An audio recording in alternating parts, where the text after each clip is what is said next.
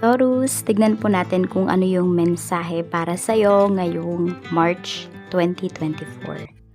So, bago po yan, sindihan muna natin itong kandila para sa'yo. So, green candle yung napili ko para sa'yo, para yung mga blockages mo in terms of your finances, yung mga good lucks, yung mga blessings na darating dapat sa'yo ay makuha mo talaga, ma-receive mo talaga siya.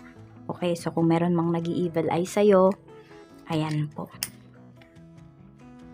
I-release na natin yan. Kung sino man tong mga bagay, tao, sitwasyon na hindi nakakabuti sa'yo or hindi nagbibigay ng growth sa'yo. Sindihan muna natin ito. And then, proceed na po tayo sa ating reading. Pero bago pala yan, kung hindi pa po kayo nakasubscribe dito sa ating channel, please subscribe na po kayo. And palike na din po ng ating video. Tingnan mo. Okay. Maraming mga sa'yo. Nag-evil eye sa'yo. Maraming mga blockages in terms of your finances. But, Taurus, wala na yan lahat. Okay? So, kung di naman kayo makaresonate dito sa reading natin, pwede nyo pong tignan yung inyong moon, rising, or Venus sign. So, ayan. Medyo nasasamid-samid pa tayo. Okay? So, tignan po natin ano ba yung energy mo, Taurus, para ngayong month na ito. So, inom lang ako ng tubig. Cheers! Cheers talaga. Yan, para hindi manuyo ang ating lalamunan. Check po natin. Pasensya na kayo kung masyadong raw yung video natin. Hindi ko na kasi siya ina-edit. I mean, ina-edit ko siya, pero, ayan, wala lang. Tignan natin. Your energy for this month, Taurus. We have stepped out of your comfort zone. So, labas-labas din talaga kayo. Yan yung sinasabi ni Universe. Grab nyo yung mga opportunities or yung mga, sabihin natin, mga new things ba na nangyayari or mangyayari po sa inyo ngayong month na ito. Huwag kayong matakot. At kung yung video man po natin ay pumaling, pasensya na po. Kasi, ewan ko ba, hindi stable yung nabili ko na na stand. Pumapaling siya. Kahit nakikita ko naman sa screen na hindi. Pero pag ine-edit ko na siya, yun nakita ko pumapaling-paling na siya. Okay, so pasensya na po. Ayan, napakadami na nating sinasabi. So, ayun nga po, labas daw kayo. I mean, pwedeng, di ba, kunwari, kayo yung tipo ng tao na mahilig magstay sa bahay. So, ngayong month na to, make sure na kahit isang beses lang, Taurus ay, di ba, libangin nyo yung sarili ninyo or punta kayo sa mga lugar na hindi nyo pa po nararating. Or, kumausap kayo ng tao na hindi nyo kinakausap. Hindi. More on ganun. Yung more on umalis po kayo, labas kayo, mga bagay na hindi nyo ginagawa before. Ngayon, itry po ninyo. Na makasasabi mo sa sarili mo, ay, kaya ko palang gawin yun. Tignan natin saan ka ba dapat maging aware. Okay, saan ka ba dapat ma-aware? Okay, the moon. Sa mga emotions. Okay, sa mga bagay na parang nagdadalawang isip ka. Taurus, ayan po. So, make sure lamang na mas ka dito. Aware ka sa intuition mo. Okay? Kasi yung iba sa atin, yes, alam natin na intuitive tayo, pero minsan hindi man tayo nakikinig sa intuition natin. So, ngayong ngayong month na to, mas makinig ka sa intuition mo. Oo, mas makinig ka sa sinasabi ng iyong higher self. At maging aware ka din kasi may mga tao dito na parang pag hindi ka nakatingin, pwede na ikaw po ay, ayan, kung ano-ano yung sinasabi sa'yo. Meron din naman ako nakikita dito, may mga tao na nag-fascinate sa'yo. Yan, kaya lang, pwedeng nakikita mo sila, pero you are not interested sa kanila, or sa tao na ito, or sa kung ano man tong opportunity na ito. So, maging aware ka. Okay? Tignan mo din or try mong i-consider. Saan ka ba dapat mag-focus ngayong month? Mag-focus ka. We have 6 of Cups. Okay. Sa mga bagay na gusto mong gawin before nung bata ka, na ngayon, na hindi mo magawa noon, pero ngayon kaya mo nang gawin. Yung iba po sa inyo, ayan, focus ka sa mga tao na nagmamahal talaga sa'yo. And meron din ako nakikita na dapat ka mag-focus sa taong namimiss mo. Ayan, pwedeng, alam mo na medyo nagkukulang ka dun sa tao na yon ng oras. Pwedeng ito po ay sa anak mo. For some of you, kung meron na po kayong mga anak. So, spend time with them. Okay? Some of you naman, pwedeng hindi talaga kayo makapag-spend time physically kasi nasa malayo po kayo. So, pwedeng video call, yung mga ganun. So, gawa po kayo ng ways para mas mapalapit kayo dun sa taong namimiss po ninyo. Ano ba yung dapat mong gawin? Okay. Ngayong month, we have strength. Ayan. So, kailangan mo lang talaga dito magpakatatag and also mag-ayos. Yes, ayusin mo po talaga yung pananamit mo, the way you talk, the way you present yourself sa ibang tao. Kasi parang by that, Taurus, nakikita yung power mo. Nakikita yung sabihin natin, di ba minsan nga na-judge talaga tayo dun sa suot natin. Nara, di ba pumasok kayo ng mall, nakapambahay lang kayo, di kayo masyadong in-entertain, di ba? Pero pag nagbongga kayo ng damit, lahat nakasunod sa inyo. So parang ganun, di ba? Kaya wag naman kayo ditong bahala na ako ano yung isusuot ko. Ayusin nyo din po. Ayan, maging presentable po kayo. Hindi man sobrang bongga, but presentable. Tignan natin. Okay, so wag mong pababayaan yung sarili mo dito. For some of you, pwedeng your hair. Ayan po. So baka kailangan na magpa-reband na. Yung iba sa inyo, kailangan nyo ng pagupitan. Ano ba yung tawag doon? Ipa-trim. Kasi pwedeng, dry na yung hair ninyo. So, tignan natin, ano ba yung dapat hindi mo gawin. Huwag mo itong gagawin ngayong month na ito. Huwag mo itong gagawin. So, we have 4 of swords. Okay? So, yung iba sa inyo, yung masasabi ninyo sa sarili niya, ay, pwede na yan. Pwede na yan. Huwag ganon kasi you can do better. 'Di ba? Kaya mong ibigay sa sarili mo yung best. So, yun yung ibigay mo sa sarili mo. Okay? Tapos, yung iba naman po sa inyo, huwag ninyong sanayin yung sarili ninyo na nakahiga kayo buong maghapon ba ganyan. So, galaw-galaw din po. Meron kasi dito. Hindi ko alam kung may problem kayo sa back.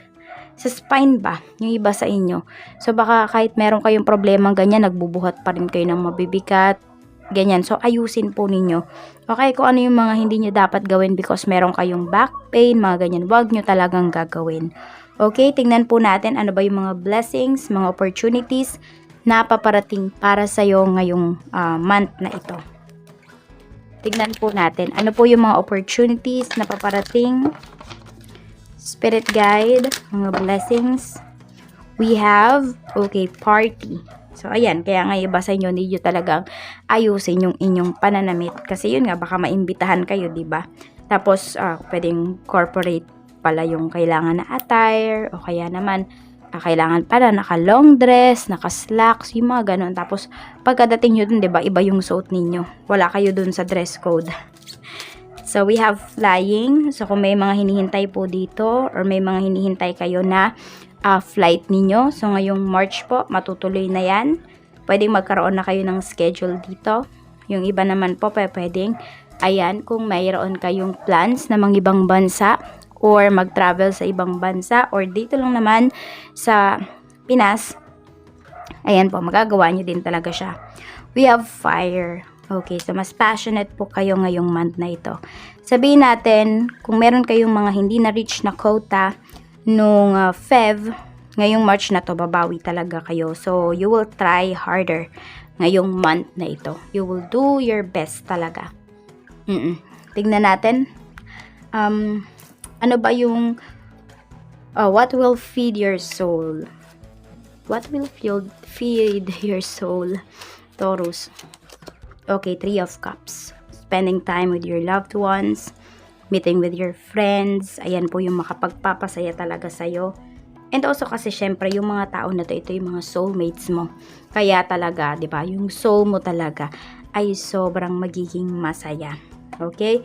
What will bring you joy din ba ngayong month na to? Okay, Wheel of Fortune. Yung pagganda ng pera mo. Talagang yun yung magpapasaya sa'yo. Kaya connect with the right people. Step out of your comfort zone ngayong month na ito. Kasi pwede mo talaga yung maabot, Taurus. Let's see, ano ba yung energy with your family ngayong month.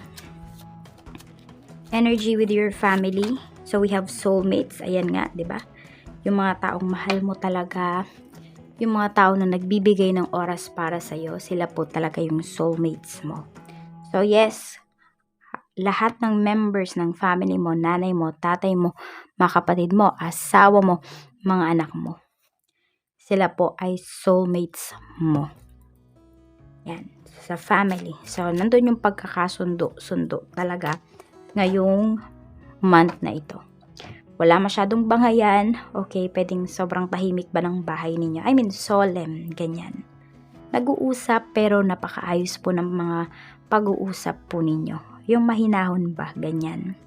Tignan natin sa friends naman, kamusta? We have mirror, okay? So, ito naman, pagdating sa mga friends mo, kung pinapakita mo talaga sa kanila na you love them, they will love you back. So, ano lang, parang bumabalik sa'yo yung mga pinapakita mo sa kanila.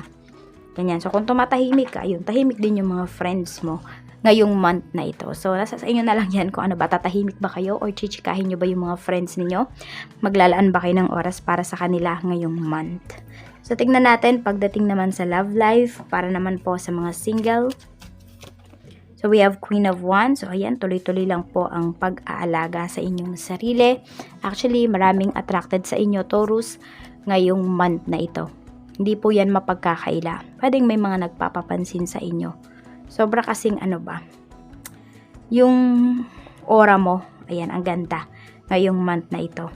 Tingnan naman natin sa mga single mom, single dad. Okay, we have the devil. So, yung iba po sa inyo, ayan, medyo, sabihin natin, yung mga single mom, single dad dito, ngayon po ay, parang ano ba, hindi ko alam kung nasa isang toxic relationship kayo. Or you feel na ang toxic kapag mag-love life ka ngayong month na ito. Or kung sino man tong ini-entertain mo, sino man tong ka-deal mo, parang you feel na napaka-toxic. Some of you parang gusto nyong umalis, pero hindi kayo makaalis. Check po natin pagdating naman sa mga byuda at byudo. We have naman 7 of Swords. Medyo mag-ingat po kayo kung sino man yung ka-deal ninyo dito or makaka-deal po ninyo. Kasi yung taong ka-deal ninyo, pwede po na hindi siya nagsasabi talaga sa inyo ng totoo. So, alam mo yon, parang minamanipula ka niya. Parang sinasabi niya, mahal ka niya. Pero iba naman yung ginagawa niya. Or sinasabi niya lang yon para mamanipula ka. So, maging matalino po kayo dito. Sabi ko nga, is connect with your higher self. Diba? Dapat maging aware talaga kayo sa kung ano ba yung pinapakita at ano ba yung sinasabi sa inyo ng mga tao. Nagmamatch ba or hindi? Sa mga in a relationship naman po, sa mga in relationship, we have Ace of Swords. Medyo mag-ingat lang kayo kasi pwede po na mag-away. Yan. May mga ano dito, sagutan ngayong month na ito. Or pwede rin naman magtataas ng boses, ganyan. Iba dito yung family. Ayan po. Pero ito kasi in a relationship pa lang naman yung iba sa inyo. So, yun. Pwedeng sa bahay, ang tahimik. Tapos, dyan sa relationship mo, ang ingay. Or hindi kayo magkasundo ng person mo. Ganun yung energy natin dito. Pwede rin naman, kung ito ay positive, yung person mo, meron siyang ibabalita sa'yo. So, matutuwa kayo parehas. Alam mo yung pwedeng may achievement siya at talagang proud siya na i-share sa'yo. Kung ano man yung achievements niya na yun. Check natin pagdating naman po sa mga married natin na Taurus. We have 6 of Swords. So, pwedeng kayo yung may pag-travel po dito. Pwedeng magta-travel kayo as family. Yan po. Or pwede rin naman na kung kayo yung nasa ibang bansa or yung asawa mo, pwede na sa summer vacation ngayong taon na ito. Basta vice versa yan. It's either kayo yung dadalhin dun sa bansa na pinagtatrabahuhan or uuwi dito. Tapos nakikita ko rin na parehas kayong nagmo-move forward ng asawa mo. So may growth po talaga. Nagmamature na kayo parehas. Yung parang yung mga malilit na bagay, hindi nyo na yung masyadong iniintindi. Parang hindi na siya big deal ba sa inyong dalawa ngayon.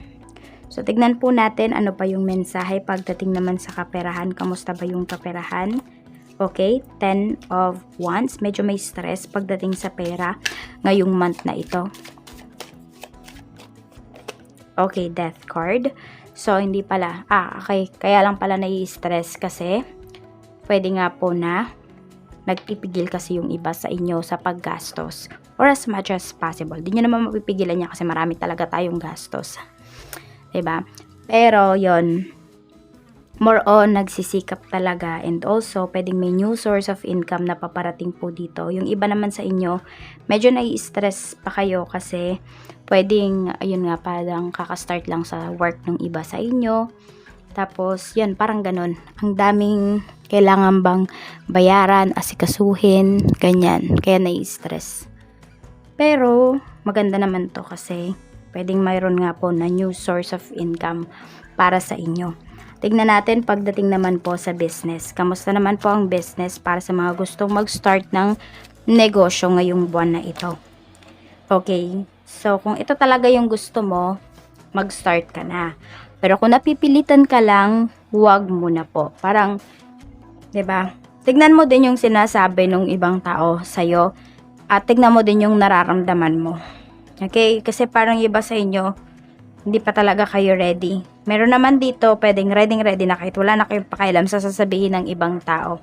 Basta ask yourself if ready ka na. Kung ready ka na, i-go mo na yan. Huwag ka na magdalawang isip. Kahit maraming kumukontra sa'yo dito. Pero kung hindi pa, pag-isipan mo muna talagang mabuti yan. Tignan natin. Pagdating naman po sa mga may current business. So, we have justice. Yon. Pwedeng yung iba po ay meron lang kayong mga kailangang asikasuhin regarding sa mga legal papers pagdating dito sa negosyo po ninyo. Ayan, baka may mga kailangang bayaran. Maganda yung sales. Some of you just a little bit worried. Depende yan siguro sa business ninyo. Kasi 'di ba may mga pang-business talaga na kunwari pang summertime, meron namang mga hindi. So parang baka hindi kayo makasabay, siguro 'yun yung iniisip po ninyo. So ayan, pwedeng medyo marami kayong mga meetings, mga brainstormings ngayong month na ito pagdating sa business ninyo. Taurus. Sa mga nalulugi po yung business, kamusta? Okay, ilaban nyo pa yan. Kayang-kaya pa po na mabuhay ulit nitong business po ninyo. Some of you, need ninyong umattend ng mga trainings, mga ganyan, or ng mga bazaars, or kung kaya ninyong magturo. Oo, di ko alam. Syempre, di naman lahat ituturo mo na sekreto pagdating sa business mo. Pero yung iba po sa inyo, more on, parang teaching kasi yung nakikita ko dito. Pagdating dito sa inyong negosyo. So, ayun, pwedeng makapick up yung inyong business. Kunwari ganito, di ba? Kunwari, baker ako. Doon na lang, yun lang kasi pinakamadali na kaya ko i-example sa inyo. Tapos, di ba, feeling ko ganito, ganyan. Meron akong recipe na na sabihin natin, masarap talaga. Pumipick up talaga siya. So, ayun, pwede mong ipagbenta yung recipe or pwede mo siyang ituro nga, magde-demo ka, parang ganon. So, parang sabihin natin, kung gumagawa kayo ng yung mga kunwari tinatahi, yan. So, pagtahi, magtuturo kayo ng pananahi, tipong ganon. Or yung naghahabi kayo ng, kunwari, ratan, basta kung anumang mga tela yan, ganon. Basta paghahabi. So, yun po, pwede ninyong ituro. So, kikita kayo, parang ganon. Tingnan ninyo, ano ba yung may offer ninyo sa masa na tingin ninyo ay magkiklik. Kasi nakikita ko makakabawi pa talaga yung business po ninyo. Check naman natin sa mga nag-a-apply ngayong March. Makakahanap ka na ba ng trabaho? Ay, ito yun, no? Yes. Ayan po. Pwedeng, meron dito, mabilis ka lang makakahanap ng trabaho. Pwedeng isang apply lang ng iba sa inyo, dyan na kaya agad matatanggap. Check naman natin sa mga may current job, kamusta? Ayan, meron tayo ditong Ace of Pentacles. So, pwedeng may awards, may reward. Yung iba po sa inyo, pwedeng salary increase po ito. Yan, pwede rin naman na kahit nandyan pa kayo sa trabaho, meron ng ino-offer kaagad sa inyo. Some of you, dyan naman kayo offera ng magandang position talaga sa current job po ninyo. Tignan natin sa mga nagbabalak mag-resign. Okay ba yung decision mo? The Hermit, pag-isipan mo pa daw mabuti. Sabi ni Universe, huwag kang pabigla-bigla dyan. Ayan pag-isipan mo pang mabuti. Tignan natin, maganda ba yung kalalagyan mo kung ano man yung iniisip mo na yung a-applyan mo. pag natanggap ka dyan, the world, pwede naman, maganda naman yung kalalagyan mo dyan. So, pag-isipan mo na lang talagang mabuti kung i-go mo ba yan or hindi. Okay, so tignan natin ano ba yung angel message para sa'yo. Ano po ang ating angel message? Mayroon tayo ditong compassion. Sabi sa'yo dito, soften your heart with respect to this situation and all the people involved, including yourself. Mula po ito kay Archangel Zadkiel. So, huwag kayo masyadong maging harsh, maging, tough sa inyong sarili. Okay? Ipakita nyo talaga yung, di ba, iparamdam nyo sa sarili ninyo yung paano kayo magmahal, di ba? Yung ibang tao nga, nako-comfort mo kapag may problema ka, Taurus. So, you should and you might as well ipa-feel yan sa sarili mo kung paano ba mag-alaga si Taurus. Paano ka ba mag-alaga? Paramdam mo yan sa iyong sarili. So, ayan lamang po. At mag-wish na po kayo dito sa ating wishing candle. I will give you time